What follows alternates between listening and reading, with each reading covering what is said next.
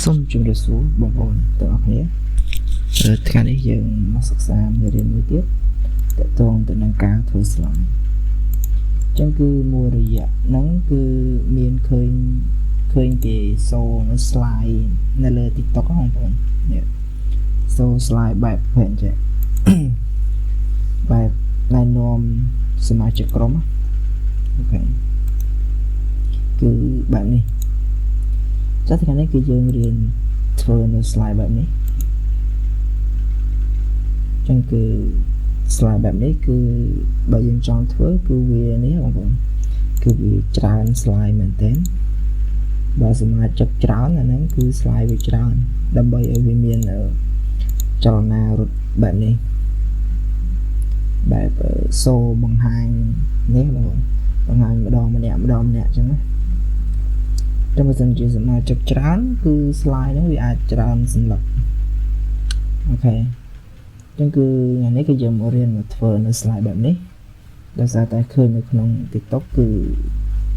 មានបងប្អូនជាច្រើនដែលគាត់បង្ហាញទាក់ទងទៅនឹងការធ្វើ slide ប្រភេទបែបនេះអញ្ចឹងគឺ slide ប្រភេទបែបនេះគឺយើងធ្វើលក្ខណៈទៅលើសមាជិកក្រុមដែលនេះគឺសមាជិកក្រុមទី82ចឹងគឺក្រុមទី82អូខេចឹងយើងកុំឲ្យខាតពេលយូរយើងចូលមកធ្វើនៅ slide ប្រភេទនេះអូខេចឹងយើងចូលមកកម្មវិធី PowerPoint ហើយបន្តមកទៀតគឺយើង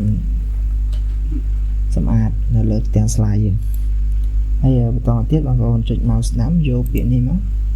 ហើយយើងមកដាក់ពណ៌background យើងចាំបន្តមកទៀតយើងចូល insert ដើម្បីគូ shape មួយនេះយក shape នេះគូមកចឹងយើងដាក់មកបន្តមកទៀតដើម្បីឲ្យវាស៊ីនៅពណ៌នេះគឺបងប្អូនត្រូវជ្រើសរើសពណ៌សហើយបន្តមកទៀតផ្ដាច់បន្ទាត់អូខេគឺយើងបានប៉ុណ្្នឹងហើយចឹងអ្វីដែលយើងត្រូវធ្វើគឺយើងនេះបងប្អូនយើងគូ shape មួយទៀតដើម្បីយកមកដាក់រូបភាពអញ្ចឹងអូខេយើងចូលមកគូ shape ណាចឹងប្រភេទគូ shape គឺ shape មូលគឺបងប្អូនដឹងហើយនេះ shape មូលប្រភេទនេះអូខេខ្ញុំសូមដាក់ប៉ុណ្្នេះដាក់ប៉ុណ្្នឹងហើយបន្តមកទៀតរៀងធំពេកដាក់ប៉ុណ្្នេះសិនណាអូខេបន្តមកបង copy វាបាន5មកនេះ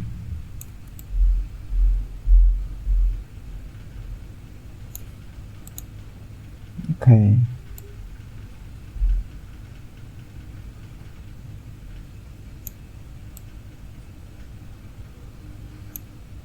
វាសេរីឲ្យស្មើមកនេះអូខេចឹងបន្តគឺយើងដាក់រូបចុច select mouse ស្ដាំទៅមកចុចនេះហើយយើងមករើសរូបអូខេនេះរូបដាក់រូបណៃម៉ាគឺក្រុមនេះគឺប្លែកមែនតើគឺសិតតែជាកីឡាករលំដាប់កំពូលអូខេនេះក៏ជាមេរៀនបង្ហាញទេចឹងបងប្អូនអាចយកទៅអនុវត្តបានអូខេចឹងនេះយើងដាក់មក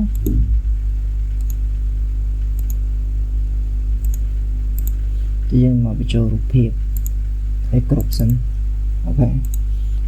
ចឹងយើងបានអញ្ចឹងរូបនេះយើងត្រូវតែចូលមកយក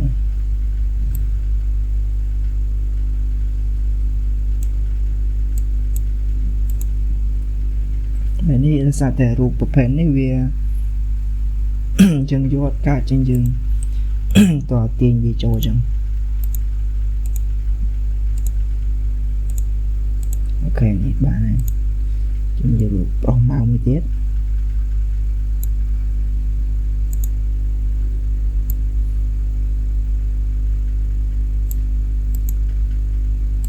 ទៀតបានយើង copy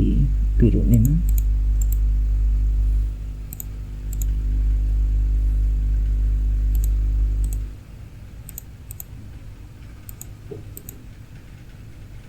អូខេ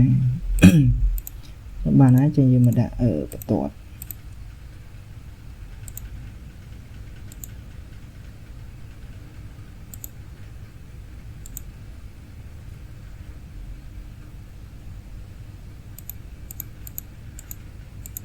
ដាក់ចេញsorry ដាក់សាថ្មីនេះច្រឡំអូខេឥឡូវយើងបានហើយនេះបងប្អូនចឹងអ្វីដែលយើងត្រូវធ្វើបន្តទៀតគឺយើង select ទាំងអស់មកតែមកបងប្អូនមកបន្ថយ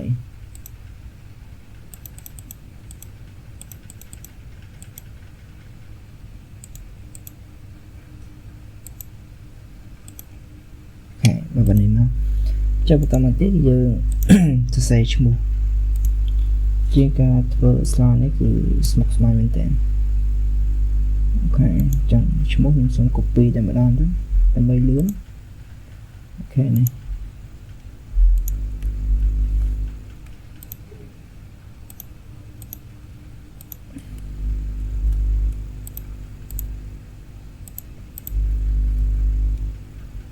អូខេនេ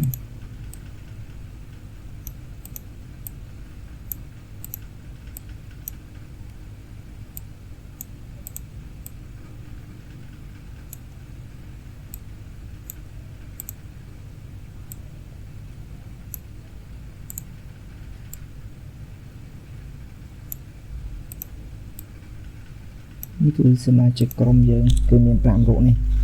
ហើយបន្តមកទៀតបងប្អូនត្រូវដាក់ឈ្មោះក្រុមនេះជាដាក់សមាជិកក្រុមទី82ខ្ញុំ copy ដាក់មកអូខេអញ្ចឹងគឺយើងបងទៅប៉ុណ្្នឹងហើយអញ្ចឹងឥឡូវមកកែលេខរៀងសិនអូខេ1លេខ2លេខ3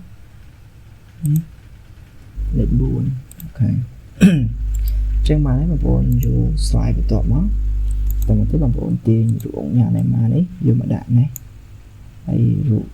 Messi យើងដាក់នៅទីនេះហើយរូប Pro មកយើងដាក់នេះមកអានេះគឺយើងផ្លាប់វីដេអូមកចឹងបងដើម្បីឲ្យវានេះវាស្អាតបែអូខេចាំមកសម្លេងនេះគឺយើង break រូបមករៀងធំហ្នឹងនេះអូខេចឹងចំណុចពងអក្សរគឺយើងដាក់20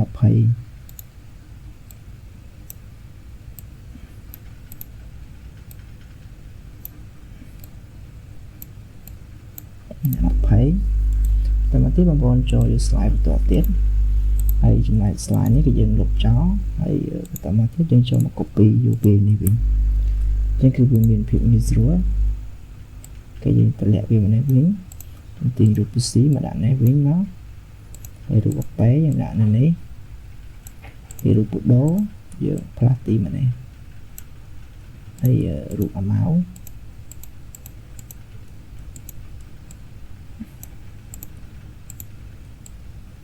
ចឹង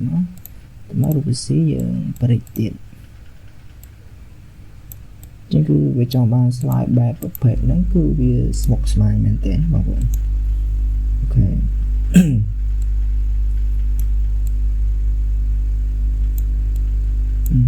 ជាងបានមួយបាន2នាក់ជាងចូលមកទៀតហើយយើង PC យើងលុបដូចមិញមកហើយបន្តទៀតយើង copy ពីអានេះមកវិញចាំមកវាស្រួលហើយវាលឿនអូខេចេញរូបអប៉ែទាញមកវិញមកនេះរូបបដូ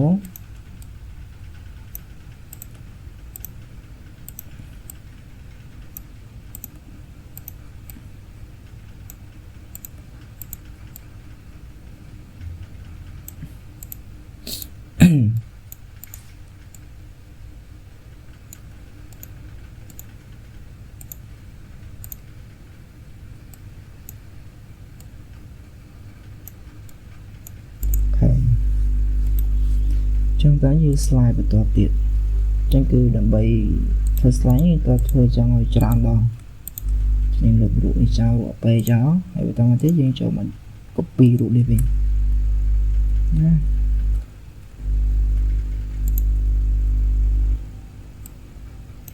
ទីទំនងទៅបាន slide ប្រភេទនេះគឺយើងចំណាយពេលយូរដែរណាបងប្អូនអូខេរូបអាម៉ៅយើងផ្លាស់មកនេះវិញមកញ៉ាំនេះមកយើងទាញមកនេះMessi yang tim mana copy អូខេ ចាំសិនជាក្រុមមានសមាជិកតែ10នាក់អីវ៉ាន់គឺធ្វើបែបនេះគឺវល់តែម្ដងនេះគាត់ជាវីដេអូបង្ហាញបងប្អូនចែករំលែកអូខេនេះបានចឹងមានមួយទៀតនៅមកអ្នកទៀតគឺប្រូម៉ៅអូខេចឹងយើង copy នេះសិន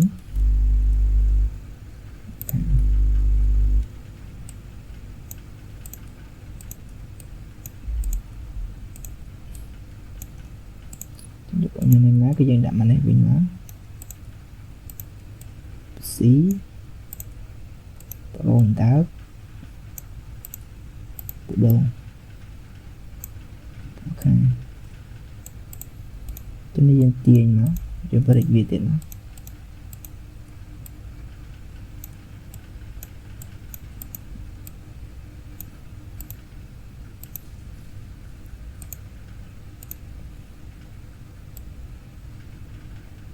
អូខេនេះគឺបានហើយចឹងបន្តមកទៀតបងប្អូនត្រូវ copy វាមួយទៀតយក slide មួយទៀតចឹងបន្តមកទៀតយើងត្រូវតម្រៀបវាអូខេចឹងយើងលុប slide នេះចោលនេះរូប pro មកនេះចោលហើយបន្តមកយើងមក copy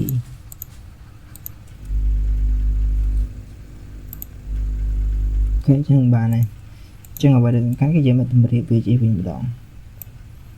នេះមក Messi